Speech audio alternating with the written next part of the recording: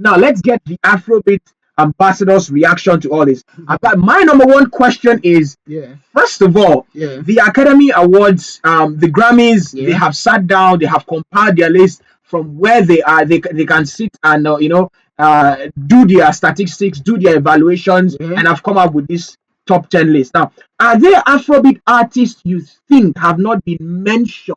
Their songs have not been mentioned that should be mentioned on this list. That's number one. Question number two: do you think the Grammy Award organizers have their facts right according to their statistics?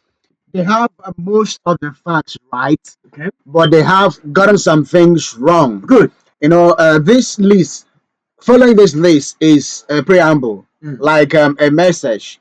It's an article basically. This list that we are taking now is just one of it.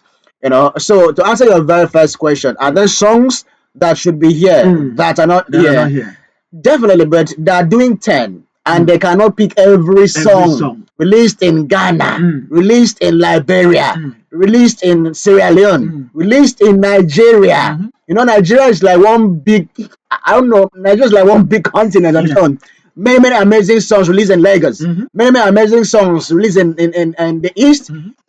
So Afro-House is different because you look at the reception of this song. This song blew in South Africa before it blew in Nigeria. But I mean, this song was popular in South Africa before it became popular in Nigeria. Metro FM in South Africa was the very first radio station that played this song back to back until it received huge acclaim in Africa. Metro FM, it became number one song for weeks. The first Nigerian song, that would top that chart in South Africa. Before Nigeria now saw that, this song is beautiful. It's produced by Sars, lovely one. Big up to Sars.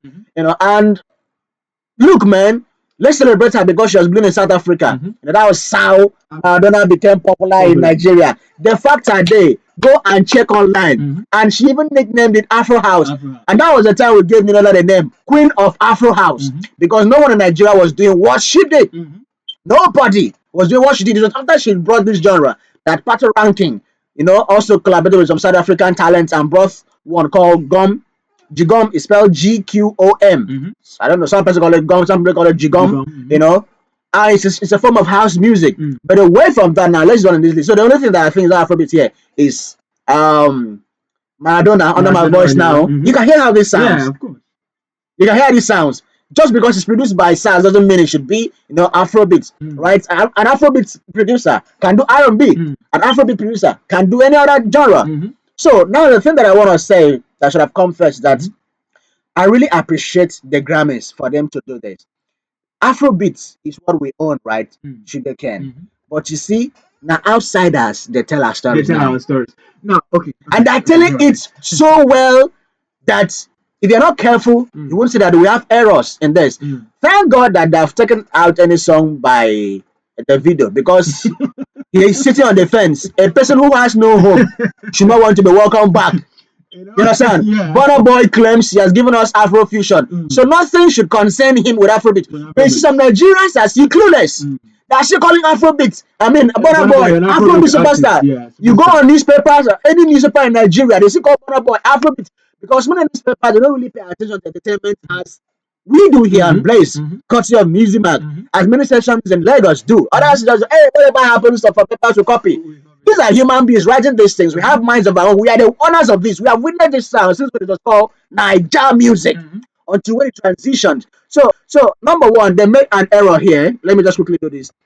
They created the name, the company of the name Afrobeats to a UK DJ. His name is a DJ. I've forgotten his name, man. Abrantee, DJ Abrantee. But that's wrong. That's the first thing I need to point out that is very wrong. Though DJ Abrantee played a part in this, he wasn't the one that named Afrobeat. Now I will sit with the only person that have come out to make any claim to this, which is Ice Prince. Ice Prince was the one that submitted the song that made that DJ. Abrantee. Yes, and under the label he called it Afrobeats. Afrobeats with an S. So you guys should not confuse Afrobeat that Fela did. That doesn't have an S. You understand? Now we new generation can't give this one Afrobeat. So it's not DJ Abrantee. They are getting this one wrong.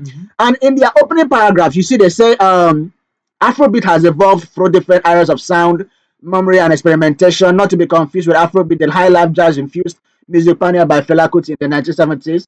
Afrobeat with an S describes something more broader and more fluid. My brothers, my sisters, first of all, don't try to call Afrobeat a shapeshifter. You understand? It is a call, and I'm glad that even in this article, they refer to Afrobeat as a genre of music, as against what our own superstar, Davido, will go to America and say, "Oh no, Amapiano is a genre. Afrobeat is just there. It's just an umbrella. It's not an umbrella term. It is a genre of music that should be respected." You see, foreigners are respecting it more than we should even do.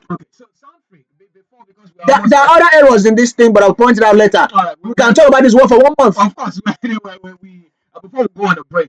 Now, now, with all this that is happening, now, what do you think the future holds for Afrobeats globally, according to the statistics by the organizers of the Grammy Awards? First of all, we have Nigerians in the academy. That's what we should understand. So it doesn't look like they just sat down. We have Nigerians in the academy. For example, in Africa, the Amama from Benin Republic, Angelique Kidjo, is an executive member of the Grammy. You understand? So we have Nigerians that have played a key role. In fact, in Africa, Nigeria has the highest number of members of the recording academy in Africa. But we've always had Nigerians in the academy. No, we did not really have back then. Now, because to belong, you have to be in the US, be in the music industry. Now that we have, but we have been seeing some mistakes happening. Some, should I call it a mistake or a mix-up? You see Tyler getting, Tyler's water that is not Afrobeat. Thank God she's not here. Thank God she's not here. Yes. We see Tyler claiming, an award for an Afrobeat song of the year. We see all these mistakes. But thank you, Sugarcane. People thought we were making noise and Blaze FM. Now you have seen. It is not Afrobeat. So your question, please. Yes, we don't have, because we say we have Nigerians on this, academy. The future. So why don't we now have all these mistakes? If we have people that can shape, is it that these Nigerians don't know what Afrobeat is, or don't know a song that stands or represents Afrobeat? First of all, it's difficult for you to be the only person that comes out to shape something that doesn't belong to you. You understand? It has to be a collective effort. And for you to go out there and just the Grammys, no, they will have to come down. So which means the influence against Afrobeat. There are so many people there that make this thing happen. So which is why the voices from Nigeria should be heard more. So that they know that this is not just somebody from America, coming up with his own idea. So first of the future that holds for Afrobeat is that we have created, not we now, in collaboration with South Africa, a new genre has emerged called Afropiano. It should not be confused with Afrobeat or Amapiano.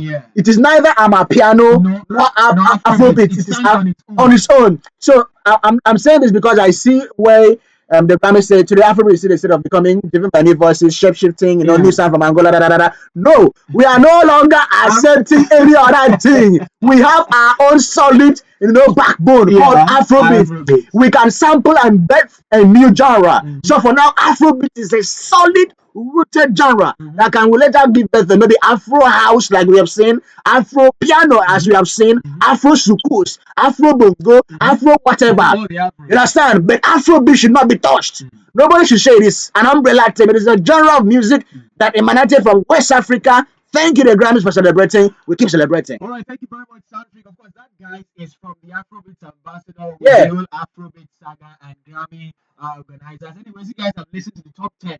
And to me, man, aside from Niola's Maradona, that top 10 is A-list. It's A-list. Big ups to them. For the first time, they've gotten something right. They've gotten something right. And Tyler is not in there, so big ups. All right, guys, time now to go take a break. When we return, of course, we'll be revealing our one crush for today. Stick around for that one. That was man. Nice. That was nice. That's what we are saying. That was nice.